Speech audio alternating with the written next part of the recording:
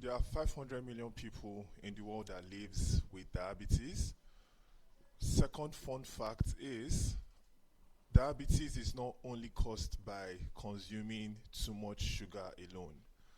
My name is Valentine Okeke. I'm not a dietitian. I'm not a health specialist, but I'm someone that has lived with a diabetic patient for over 15 years.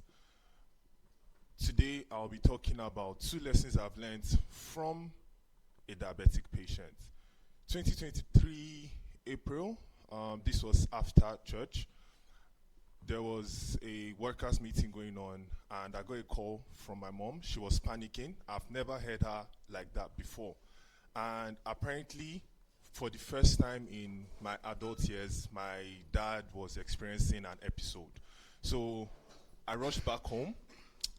And on my way back home, I was speeding. I've never driven this way before, pedals to the floor. For the first time, I understood why drivers drive the way they do, and you can't judge anybody. I got home, and I had never seen my dad in that situation before. He couldn't speak. In fact, his words were mumbled. He didn't recognize anybody. He didn't recognize anything, actually.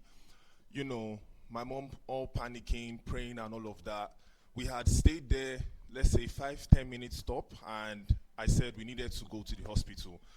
We left the house, and at that singular moment, I could tell that he could understand what was going on. He just had a problem communicating, because for some reasons, like I said, it was in April, so it was rainy season, and he knew that his windows had to be wind up so the rain doesn't come into his car. So even though he couldn't speak properly, he could, gestate for us to know to wind up his car. We got to the first hospital. I'm not going to call names because that was terrible service. They couldn't do the necessary test because they didn't have the necessary equipment for it. We had to change hospital. Went to another hospital, Cedar Crest. They did an amazing job. They did certain, like I said, I'm not a dietitian, neither am I a medical person. So they carried out certain tests and everything. The test results came out, lo and behold, he had a minor stroke. And when the doctor was speaking to us, what was the problem? It was because he's a diabetic patient. At that singular moment, I learned two things: that even if you're taking your medicine, you're being all cautious and everything, it is very, very important to take care of your diet. It is very important to have regular exercise and be careful of the amount of insulin you use. In conclusion, eat properly, exercise frequently, take care of your body.